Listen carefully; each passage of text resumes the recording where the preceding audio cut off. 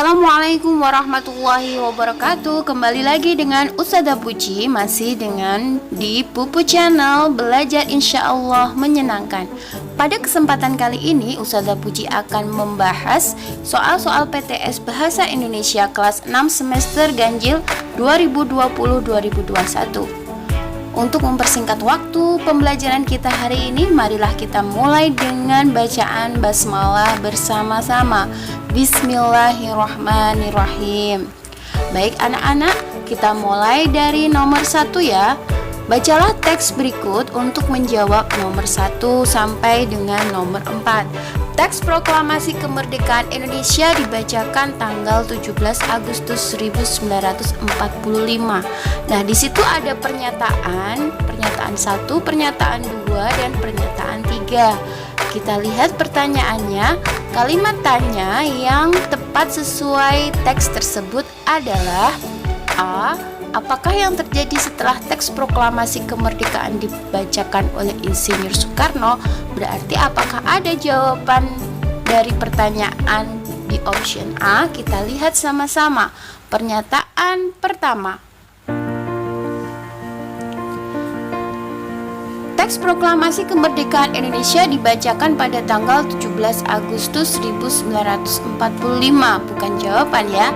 2. Pada hari itu juga salinan naskah proklamasi yang sudah ditandatangani oleh Insinyur Soekarno dan Muhammad Hatta disampaikan kepada pusat jawatan sekarang RRI untuk disebarluaskan. Bukan jawaban juga. Yang pernyataan ketiga, proklamasi kemerdekaan Indonesia disiarkan 3 kali berturut-turut oleh Yusuf Rono Dipuro, Bahtiar Lubis, dan Suprapto. Jadi bukan juga jawaban dari pertanyaan di option A. Lalu kita masuk ke option B. Siapa yang menandatangani teks proklamasi kemerdekaan Indonesia? Apakah ada di pernyataan 1 atau 2 atau 3? Ya, ada di pernyataan nomor 2. Yang berikutnya di pertanyaan yang C, di mana proklamasi kemerdekaan Indonesia dibacakan? Seperti yang telah Ustazah sampaikan, di pernyataan 1 dan 2 serta 3 tidak ada pernyataan tentang tempat proklamasi kemerdekaan Indonesia. Jadi C juga salah. Kita cek, kita pastikan D juga salah. Mengapa Soekarno tidak segera memproklamasikan kemerdekaan? Nah, ini tidak ada ya tentang alasan mengapa Soekarno tidak memproklamasikan kemerdekaan. Jadi nomor 1 jawabannya adalah B. Siapa yang menandatangani teks proklamasi kemerdekaan Indonesia? Nomor 2. Kata tanya yang paling tepat untuk menanyakan kalimat nomor 3 adalah titik-titik. A. Kapan? B. Di mana? C. Siapa? D. Mengapa? Ya, kita lihat di pernyataan nomor 3. Di pernyataan nomor 3 ini membicarakan tentang proklamasi kemerdekaan Indonesia disiarkan 3 kali berturut-turut oleh Yusuf Rono Dipuro, Bahtiar Lubis, dan Suprapto. Jadi di situ menerangkan tentang orang. Maka kata tanya yang tepat adalah C. Kata siapa. Pertanyaan nomor 3. Kata tanya yang paling tepat untuk menanyakan kalimat nomor 1. Kalimat nomor 1 kita lihat lagi ya. Kalimat nomor 1 itu membicarakan tentang waktu terjadinya teks proklamasi kemerdekaan tanggal 17 Agustus 1945. Jadi kalau kata tanya yang menanyakan hari atau waktu, masih ingat apa? Apakah kapan, di mana, siapa, atau mengapa? Ya betul, jawabannya adalah A. Kapan. Nomor berikutnya nomor 4 ya. Di bawah ini merupakan kata tanya yang bisa digunakan untuk membuat peta pikiran sesuai dengan fungsinya, kecuali. Jadi kita harus lihat semua pilihan A, B, C, D harus mengikuti kata tanya peta pikiran yang sudah kita pelajari. Adapun pertanyaan yang digunakan untuk membuat peta pikiran adalah yang pertama kata tanya apa ya. Apa menceritakan tentang satu peristiwa. Kemudian kapan, menceritakan tentang waktu terjadinya. Jadi A betul ya, kita cari yang salah karena di situ ada kata kecuali. B kata tanya siapa ya, ada kata tanya siapa itu menanyakan orang. Di sini menjelaskan fungsinya untuk menanyakan penyebab terjadinya suatu peristiwa. Berarti itu salah, berarti itu jawabannya. Kita klik yang B, tapi kita cek C sama D harus salah juga. Kita cek yang option C. Kata tanya di mana untuk menanyakan tempat, ini juga sudah betul. Yang D kata tanya bagaimana untuk menanyakan cara atau proses terjadinya suatu kejadian, itu juga betul. Jadi tepatlah nomor 4, jawabannya adalah B. Nomor selanjutnya nomor 5. Bacalah teks berikut untuk menjawab soal berikutnya. Kita lihat langsung soalnya ya. Nah, kalau kita mau menjawab ya anak-anak, kita mau menjawab dengan pernyataan yang banyak, kita harus fokus pada pertanyaannya. Jadi kita jangan baca dulu pernyataannya, tapi kita baca dulu apa yang mau ditanyakan. Kita langsung ke pertanyaannya. Kalimat tanya yang tepat sesuai teks tersebut kecuali. Jadi di bawah ini optionnya itu merupakan kalimat yang dapat dijawab dengan teks yang ada pada nomor 5. Kita lihat option A. Apa saja yang disiapkan untuk proklamasi kemerdekaan Indonesia? Kita lihat apakah ada jawaban di pernyataan-pernyataan nomor 5. 1. Sangsaka merah putih dikibarkan pada hari yang sama dengan pembacaan teks proklamasi kemerdekaan Indonesia, yaitu pada tanggal 17 Agustus 1945. Itu pernyataan 1. Belum menjawab ya, kita lihat di pernyataan 2. Pernyataan 2 berbunyi, sebelum dilakukan upacara pengibaran bendera merah putih dan pembacaan naskah proklamasi, Wakil Wali Kota Suwiryo memerintahkan Mr. Wilopo untuk mempersiapkan segala keperluan. Misalnya di pernyataan 3 ya ini, mikrofon dan pengeras suara. Jadi option A ada jawaban di pernyataan 2 dan 3. Maka jawabannya itu adalah bukan jawaban karena kita cari yang salah ya. Yang B, kapan proklamasi kemerdekaan Indonesia terjadi? Apakah ada jawabannya? Proklamasi kemerdekaan yaitu pada tanggal, ada ya jawabannya, berarti B bukan jawaban. C, siapa yang memerintahkan Mr. Wilopo untuk mempersiapkan segala keperluan? Kita lihat apakah ada jawabannya, siapa yang memerintahkan Wilopo? Ya, ada ya, Wakil Wali Kota Suwiryo memerintahkan Mr. Wilopo. Itu ada di pernyataan nomor 2. Berarti C juga bukan jawaban. Kita lihat yang D, pasti ini jawaban, tapi kita cek juga apakah benar seperti itu. Bagaimana terjadinya pembacaan naskah proklamasi kemerdekaan Indonesia? Nah, kita lihat lagi. Pernyataan 1, 2, dan 3 tidak ada yang menyatakan bagaimana proses terjadinya pembacaan naskah proklamasi. Maka jawaban yang paling tepat adalah D. Soal berikutnya, nomor 6. Perhatikan paragraf berikut. Nah, kita lihat langsung pertanyaannya. Berikut ini kata yang tidak baku pada paragraf tersebut. Jadi kita baca paragrafnya, kemudian kita cari paragraf kata yang ada di paragraf tersebut yang termasuk tidak baku. Masih ingat kan kalian kata baku? Kata baku adalah kata yang sesuai dengan ejaan pada Kamus Besar Bahasa Indonesia dan sudah dimasukkan dalam EYD. Apa itu? Ejakan yang disempurnakan ya. Bagaimana mengeceknya? Usada mengeceknya dengan cara melihat Kamus Besar Bahasa Indonesia ya. Di situ terdapat semua kata-kata yang baku yang dapat digunakan dalam kita berkomunikasi sesama manusia se-Indonesia ya. Kita lihat paragrafnya. Makanan ini dinobatkan sebagai makanan terlezat di dunia. Terbuat dari bahan dasar daging sapi dan makanan ini merupakan makanan lokal Indonesia. Makanan ini jenenge rendang. Nah, hati-hati. Kata baku, kata tidak baku biasanya digunakan karena pengaruh kata daerah kita. Nah, di sini ada makanan ini jenenge rendang. Jenenge kan nggak ada dalam kamus bahasa Indonesia, maka kata tidak bakunya adalah jenenge, ya. Jawabannya adalah C. Jenenge itu adalah kata yang digunakan dalam bahasa Jawa. Kalian tahu apa artinya jenenge? Jenenge itu adalah namanya. Makanan ini yang benar ya, kita benarkan kata bakunya adalah namanya. Makanan ini namanya rendang. Nah, itu baru merupakan kalimat baku dan katanya semua termasuk kata baku. Makanan ini sangat disukai oleh banyak masyarakat. Ini juga sudah baku semua ya. Soal berikutnya. Penjelasan di apotek. Penjelasan apoteker. Kamu tahu apoteker itu apa? Apoteker itu adalah orang yang menulis resep ya, dari resep atau mempersiapkan obat dari Pak Dokter. Nah, dari mana dia? Dari resep Pak Dokternya atau Bu Dokternya. Penjelasan apoteker di apotek itu belum difahami oleh pasien.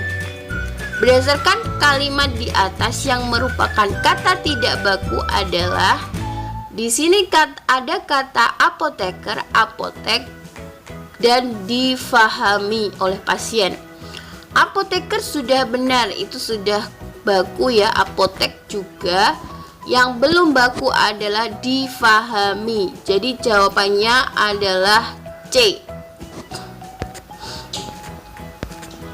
Nomor 8. Diana anak paling tercantik di keluarganya. Berdasarkan kalimat di atas merupakan kalimat tidak efektif. Kalimat yang benar berdasarkan kesalahan di atas adalah titik-titik. Nah, di sini nomor 8 itu dicantumkan tertulis kalimat yang tidak efektif. Kita harus tahu mana yang membuat kalimat tersebut tidak efektif.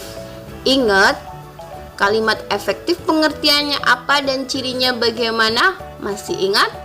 Kalau sudah lupa, silahkan cek di video Ustazah tentang kalimat efektif. Ada ya, coba cek di halaman channel Ustazah. Kita lanjut kembali ke pertanyaan berikut. Kalau kita memakai kata paling, itu sudah menunjukkan bahwa orang itu adalah paling, ya, paling cantik, berarti dia paling cantik di keluarganya. Tapi di sini ada kata pemakaian dua kata atau yang mubazir ya, karena sudah disebut paling tapi juga disebut tercantik. Mestinya salah satu saja ya. Misalnya Diana anak tercantik di keluarganya. Nah, itu sudah menggambarkan bahwa Diana itu cantik, paling cantik ya. Atau Diana anak paling cantik di keluarganya. Nah, itu juga boleh ya. Tapi di sini kalimatnya tidak menjadi efektif karena ada kata paling tercantik. Maka jawabannya adalah kita lihat di optionnya A, Diana anak tercantik di keluarganya. Itu betul ya. Kita cek B, C, D harus salah. Diana anak sangat tercantik. Nah, ini juga pakai dua ya. Sudah sangat tapi juga tercantik. C, Diana anak paling ayu di keluarganya. Ayu itu tidak baku ya. Yang betul cantik.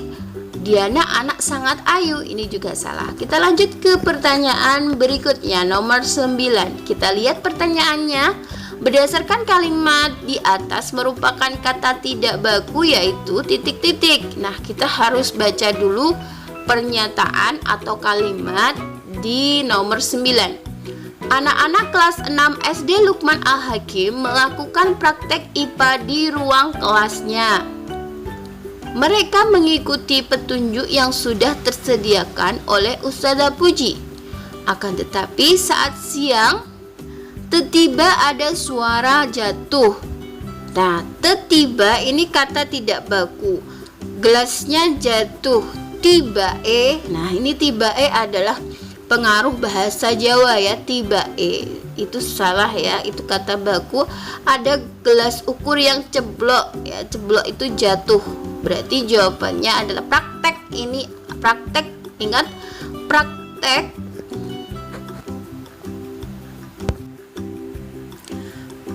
Praktek itu yang kata bakunya adalah praktik ya.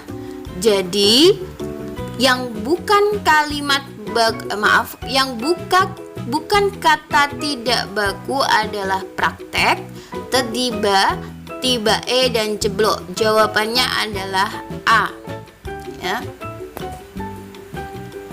Nomor selanjutnya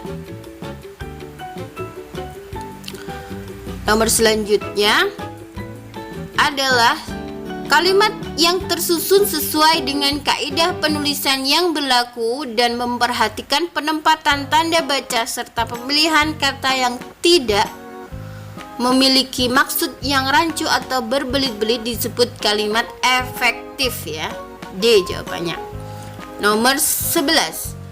Kata yang sesuai dengan ejaan yang telah disempurnakan atau EYD, ejaan yang disempurnakan di dalam Kamus Besar Bahasa Indonesia adalah disebut dengan kata baku ya. Jadi kata baku itu adalah kata yang sesuai dengan ejaan yang telah disempurnakan. Kita bisa lihat di Kamus Besar Bahasa Indonesia. Kalau kamu nggak punya, kamu bisa cek di Google ya. Caranya ya langsung dimasukin, misal dimasukkan kata baku atau kata tidak bakunya untuk mengecek. Misalnya seperti tadi ya, tiba kamu masukkan di Google ya. Tiba termasuk kata baku apa tidak? Klik aja, di situ ada jawabannya ya. Caranya seperti itu. 12. Di bawah urut-urutan yang paling tepat dalam susunan laporan pengamatan yaitu titik-titik. Nah, ini adalah laporan pengamatan yang sudah Ustazah beri tugas beberapa kali ya, akan tetapi ternyata masih banyak yang belum paham urut-urutannya dan juga isinya, terutama dalam pemilihan judul ya. Kalau kita membuat laporan pengamatan, maka kita harus pertama kali itu harus ada judul dulu. Setelah judul, maka harus ada tujuan. Setelah tujuan, hari, tanggal, tempat, kemudian alat dan bahan, kemudian langkah-langkah kerja. Setelah kita membuat langkah-langkah kerja, kita akan mengambil datanya atau hasil data. Kemudian setelah ada hasil data, kita harus dapat menganalisis data dan terakhir kita menyimpulkan. Jadi jawaban yang paling tepat adalah C. 13. Teks yang berisi tentang gejala peristiwa alam ataupun sosial di dalam masyarakat disebut sebagai titik-titik. A. Teks deduktif, B. Teks induktif, C. Teks eksplanasi, D. Teks eksplorasi. Nah, kita lihat gejala peristiwa alam ataupun sosial itu adalah teks eksplanasi. Masih ingat kan kalian di video pembelajaran Ustazah tentang tokoh dan penemuan, khususnya tentang membahas teks eksplanasi. Jika kalian pengen mengetahui uraian tentang teks eksplanasi, silahkan kunjungi di Puput Channel. Di situ terdapat video pembelajaran tentang teks eksplanasi. Dan jangan lupa di subscribe ya.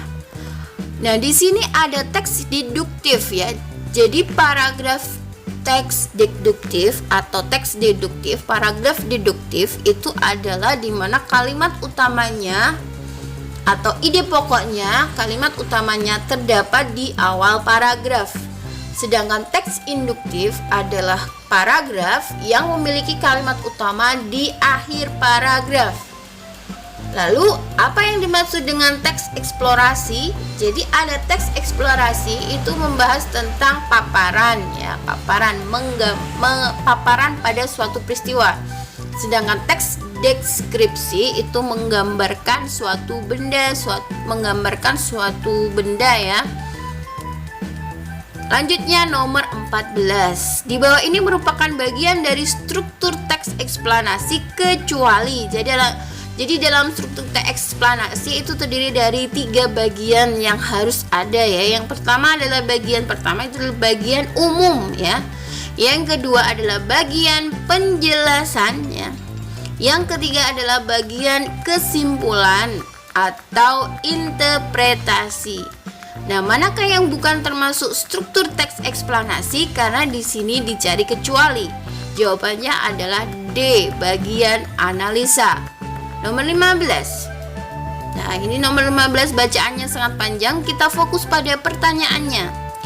Berdasarkan paragraf tersebut menunjukkan bahwa teks tersebut merupakan bagian dari titik-titik. Nah, kita harus baca dulu paragraf yang dimaksud ya. Perhatikan paragraf di bawah ini. Gempa bumi itu terjadi sekitar 01.00 dini hari di pusat gempanya di bagian kota Yogyakarta. Selang 3 menit kemudian, penduduk berhamburan keluar dari rumahnya. Terlihat gedung pencakar langit telah roboh terkoyak gerakan bumi itu. Di bagian pesisir pantai pun juga tergerak air ombak menggulung seluruh daratan bagian pantai utara. Nah, dari pernyataan kalimat-kalimat yang disampaikan di paragraf tersebut, maka itu menjelaskan tentang bagaimana terjadinya gempa bumi di Yogyakarta. Mulai dari waktunya, mulai dari kekuatannya, memulai dari titik gempanya di mana, dan menjelaskan tentang bagaimana keadaan penduduk di sana. Maka jelaslah bagian paragraf tersebut merupakan bagian penjelas. Jadi jawabannya adalah B. Nomor 16. Ide gagasan yang menjadi pokok pengembangan paragraf disebut sebagai ide pokok ya. 17 sangat panjang ya. Kita lihat pertanyaannya. Simpulan yang tepat pada paragraf di atas adalah titik-titik. Karena kalau kita membuat simpulan, maka kita harus pertama kali itu harus membacanya ya, harus dibaca dulu. Minuman yang pahit banyak orang yang tidak suka. Sebaliknya, minuman manis banyak orang yang menyukainya. Termasuk kita sendiri ketika menyeduh kopi atau teh, jika rasanya manis bisa kita akan suka. Dan tanpa terasa kita akan selalu ingin meminumnya, sehingga setiap hari kita tanpa disadari selalu meminum minuman manis tersebut. Namun pada dasarnya terlalu banyak meminum yang manis-manis sebenarnya kurang baik bagi tubuh.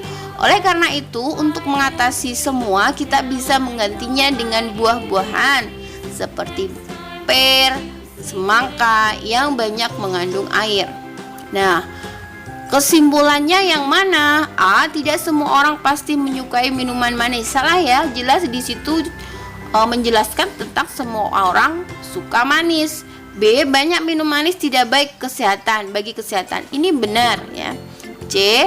Minuman manis dapat diatasi dengan mengkonsumsi buah-buahan yang banyak mengandung air. Ini juga benar. Tapi yang paling benar kita lihat ada di paragraf tersebut.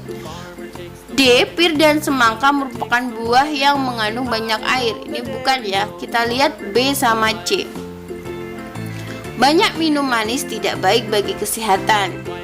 Minuman manis dapat diatasi dengan mengkonsumsi buah-buahan yang banyak mengandung air. Nah, dari B dan C yang paling mewakili dari paragraf tersebut adalah yang C, karena menjelaskan tentang banyaknya minuman manis dan bagaimana pemecahannya. Jadi jawabannya adalah C. Nomor 18. Dalam paragraf, kalimat yang berisi tentang ide pokok disebut A ya, kalimat utama. Kalimat utama itu bisa terdapat di awal paragraf, maka disebut sebagai teks deduktif. Sedangkan kalimat utama yang berada di akhir paragraf disebut sebagai teks induktif. Nomor 19. Berikut ini adalah hal yang perlu diperhatikan dalam menarik sebuah kesimpulan, kecuali titik-titik. A. Memakai bahasa lugas. betul ya, bahasa lugas berarti bahasa yang mudah dipahami oleh pembaca. B. Memahami materi secara menyeluruh. Ya betul ya, kita harus membaca, memahami apa yang mau kita simpulkan. C. Pendapat disertakan alasan. Ini juga betul. D. Memahami materi hanya sekilas. Ini yang salah, berarti jawaban D adalah jawabannya. Nomor 20. Nomor 20 panjang ya. Maka kita harus lihat fokus pada pertanyaannya. Kita langsung di bagian bawah. Pertanyaannya adalah pertanyaan berikut yang sesuai dengan isi teks laporan adalah titik-titik. Maka kita harus baca dengan memahami baik-baik ya. Duri-duri tajam Belanda berfungsi untuk mempertahankan diri dari serangan pemangsa. Jadi kalau kita bisa buat pertanyaan apa fungsi duri-duri tajam Belanda? Kan bisa ya jawabannya untuk mempertahankan diri dari serangan musuh. Kalimat berikutnya, Belanda akan menegangkan duri-durinya dan menggulung tubuhnya saat ada yang menyerang. Nah, ini kita bisa buat pertanyaan, bagaimana cara Belanda melindungi diri? Belanda sangat menyukai kulit kayu sehingga sering merusak pohon-pohon di hutan untuk memenuhi makanannya. Kita bisa buat pertanyaannya, bagaimana Belanda memenuhi makanannya? Ya, seperti itu. Kalimat berikutnya, keberadaan Belanda di hutan sangat penting. Hal ini karena Belanda merupakan makanan bagi hewan-hewan karnivora. Nah, kita bisa buat pertanyaan, mengapa Belanda sangat penting di ekosistem hutan? Ya, seperti itu. Selanjutnya, misalnya harimau. Adanya Belanda di hutan menandakan bahwa kehidupan fauna liar dalam keadaan stabil. Belanda juga merupakan penanda bahwa keseimbangan rantai makanan tidak terganggu. Kita bisa buat pertanyaannya adalah mengapa Belanda bisa digunakan sebagai penanda bahwa keseimbangan rantai makanan tidak terganggu. Nah, itu pertanyaan-pertanyaan yang mungkin ya bisa digunakan di teks laporan tersebut. Kita lihat, apa penanda adanya Belanda di hutan? Bukan ya, salah ya. B. Mengapa keberadaan Belanda di hutan sangat penting? Nah, ini pertanyaan yang Ustazah tadi sampaikan. Jadi jawabannya B. Kita lihat C dan D harus salah. C. Bagaimana proses perkembangbiakan Belanda? Perkembangbiakan Belanda apakah dibahas? Tidak ada ya jawabannya. Jadi C benar salah. Salah ya itu ya. D. Apa fungsi gigi-gigi tajam Belanda? Tidak ada juga membahas tentang fungsi gigi tajam Belanda. Jadi jawabannya paling tepat adalah B. Nomor 21. Nah, 21 ini juga lumayan panjang. Jadi kalau kamu melihat soal yang panjang, jangan fokus pada soal itu mulai dari awal sampai akhir. Kamu harus punya trik dalam menjawab soal panjang seperti ini. Kamu fokus pada pertanyaannya. Kita langsung lihat pertanyaannya apa. Kalimat tanya yang tepat sesuai teks laporan tersebut adalah titik-titik. Nah, ini berarti membuat kalimat tanya. Kita baca hati-hati paragraf yang ada di situ. Jerapah berkembang biak dengan cara melahirkan. Berarti kita bisa buat pertanyaan adalah bagaimana cara perkembangbiakan jerapah? Nah, seperti itu. Kalimat berikutnya, jerapah memiliki masa hamil yang cukup lama, yaitu 15 bulan. Kita bisa buat pertanyaan, berapa lama masa hamil jerapah? Kalimat berikutnya, induk jerapah biasanya menjauh dari kawanannya ketika akan melahirkan. Bagaimana tingkah laku induk jerapah saat akan melahirkan? Itu pertanyaan yang bisa dijawab di kalimat itu ya. Selanjutnya, setelah lahir induk jerapah akan mengasuh anaknya. Induk jerapah juga akan melindungi anaknya dari hewan pemangsa. Nah, kita bisa buat pertanyaannya adalah bagaimana tingkah laku induk jerapah setelah melahirkan? Ya, berarti itu bisa dijawab juga. Nah, kita cek apakah pertanyaan di bawah yang paling tepat yang mana? A. Mengapa induk jerapah menjauh dari kawanannya ketika akan melahirkan? Apakah ada jawabannya di pernyataan di atas? Ya. Kita lihat di yang B dulu. Bagaimana perkembangbiakan jerapah? Ada ya. C. Bagaimana anak-anak jerapah melindungi diri? Ya, ini bagaimana anak-anak jerapah melindungi diri? Ini ada ya, tapi belum menggambarkan seluruhnya. Apa jenis makanan yang dikonsumsi jerapah? Ini tidak ada ya di penjelasan teks. Ya, C, D jelas salah. Kita cek A sama B yang paling benar yang mana. Mengapa induk jerapah menjauh dari kawanannya ketika akan melahirkan? Apakah ada jawabannya?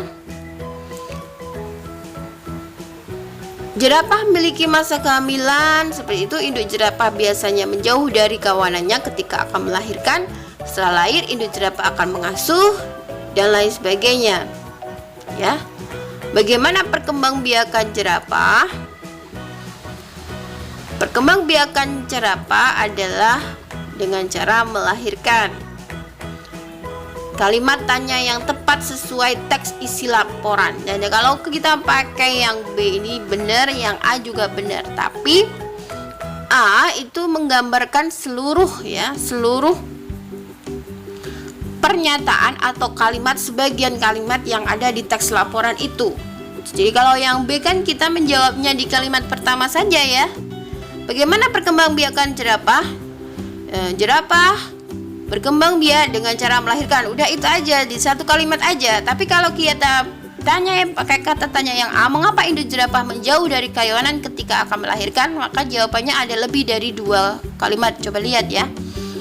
Induk jerapah biasanya menjauh dari kawanannya ketika akan melahirkan, karena induk jerapah akan mengasuh anaknya. Yang kedua, induk jerapah akan melindungi anaknya dari hewan pemangsa. Jadi di situ ada beberapa kalimat yang bisa digunakan untuk menjawab di pertanyaan option A. Jadi jawabannya adalah A. 22. Nah, ini sangat panjang ya. Kita fokus pada pertanyaannya. Pertanyaan yang tepat sesuai isi teks laporan tersebut adalah titik-titik. Hiu gergaji merupakan salah satu satwa langka yang dilindungi. Hiu gergaji disebut juga pari atau hiu sentani. Hiu gergaji hidup di Danau Sentani, Papua. Hewan tersebut diberi nama hiu gergaji karena bagian mulutnya yang menyerupai gergaji. Wow ya, ternyata ada hiu yang bentuknya seperti gergaji ya mulutnya ya. Panjang berarti ya. Hiu gergaji memiliki 14 hingga 22 gigi seperti gergaji di setiap sisinya. Kalau manusia punya 32, masih banyak manusia ya. Selain itu, untuk mencari makan, gigi hiu gergaji juga digunakan sebagai alat pertahanan terhadap musuh. Hiu gergaji memiliki tubuh berwarna hitam keabu-abuan. Bagian bawah tubuhnya berwarna pucat. Jadi beda ya warna di abdomen. Abdomen itu tahu nggak kamu? Abdomen itu perutnya, warnanya pucat. Hiu gergaji termasuk ikan air tawar. Oh, hiu gergaji hidupnya di air tawar yang berkembang biak dengan bertelur ya. Makanan hiu gergaji berupa ikan-ikan berukuran sedang atau kecil. Indera penciuman hiu gergaji sangat tajam yang dapat membantunya untuk memburu mangsa. Kita lihat A. Bagaimana proses perkembangbiakan hiu gergaji? Adakah? Ya, tidak ada ya. Bukan jawaban. B. Mengapa hiu sentani diberi nama hiu gergaji? Adakah? Kemungkinan betul ya, karena di situ dijelaskan bahwa disebut hiu gergaji karena punya mulut yang punya gigi gergaji seperti gergaji dan lain sebagainya. Kemungkinan jawaban B bisa ya. Kita lihat C dan D harus salah. Di mana hiu gergaji mendapatkan makanannya? Tidak ada ya di situ. Di situ hanya dijelaskan makanannya berupa apa ya. Apa keistimewaan tempat hidup hiu gergaji juga tidak dibahas. Jadi jawaban yang paling tepat adalah B. Mengapa hiu sentani diberi nama hiu gergaji? 23. 23 ini masih dengan pertanyaan yang sama ternyata ya. Iya betul, pertanyaannya sama. Jadi jawabannya B ya. Wah ini bonus berarti buat kalian. 24 sesuai teks laporan, apakah fungsi gigi gergaji pada hiu sentani? A. Gigi gergaji pada hiu sentani digunakan untuk menggergaji mangsanya. B. Gigi gergaji pada hiu sentani digunakan untuk mencari makan dan alat pertahanan terhadap musuh. B ya jawabannya, kita cek C dan D salah. Gigi gergaji pada hiu sentani digunakan untuk menakuti mangsanya, ya, untuk mempertahankan ya, bukan untuk menakuti ya. D. Gigi gergaji pada hiu sentani digunakan untuk memburu mangsa, ya. Mencari makan bukan memburu ya. Jadi jawabannya betul yang B ya. Nomor terakhir ya, nomor 25. Di bawah ini merupakan kata tanya yang dapat dijawab berdasarkan teks nomor 23 di atas, kecuali ya. Kapan? Ada kapan nggak? Ayo kita buat pertanyaan pakai kapan, bisa nggak? Kita lihat ya. Kapan? Ada nggak ya kapan? Apakah ada yang menunjukkan waktu? Tidak ada ya, berarti kapan bukan jawabannya. Ditanya kecuali atau kecuali berarti A jawabannya ya. Kita cek yang A, yang lainnya salah ya. Apa itu hiu gergaji? Bisa ya.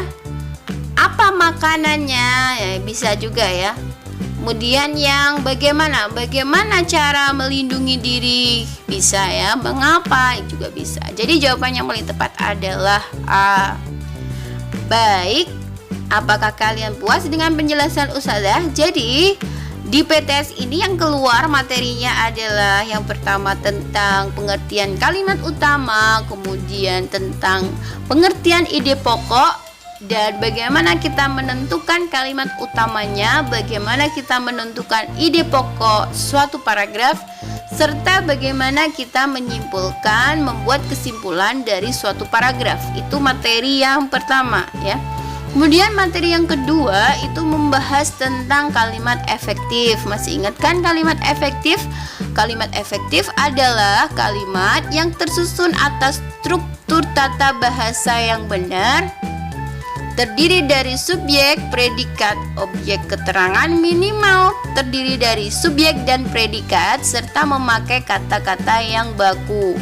Kemudian di PTS juga membahas tentang kata baku ya. Kata baku itu adalah kata yang sudah disempurnakan atau sesuai dengan EYD yang bisa kalian cek di Kamus Besar Bahasa Indonesia. Kemudian materi yang berikutnya adalah kalimat efektif, tadi sudah ya, kalimat kata baku. Kemudian tentang teks eksplanasi ya. Jadi sudah jelas ya, teks eksplanasi terdiri dari bagian umum, bagian penjelas, dan bagian interpretasi atau juga disebut bagian kesimpulan. Itu tadi adalah materi yang keluar di PTS. Nah, di materi PTS itu nanti juga akan keluar di penilaian akhir semester. Maka tetap disimak dan tetap dipelajari agar kalian mendapatkan hasil yang memuaskan ya. Baik, untuk pembelajaran hari ini tentang pembahasan soal-soal PTS ya, Bahasa Indonesia, Ustazah kira cukup ya. Terima kasih atas perhatiannya, dan jika pembelajaran ini bermanfaat buat kalian, jangan lupa di like, di subscribe, dan beri komentar agar channel ini semakin berkembang. Jangan lupa juga klik tombol loncengnya, karena semua itu adalah gratis ya. Jangan lupa kalau pengen lihat-lihat video-video Ustazah bisa buka di Pupu Channel. Belajar insya Allah menyenangkan. Sampai jumpa di pembelajaran berikutnya. Jazakumullahu khairan. Wassalamualaikum warahmatullahi wabarakatuh.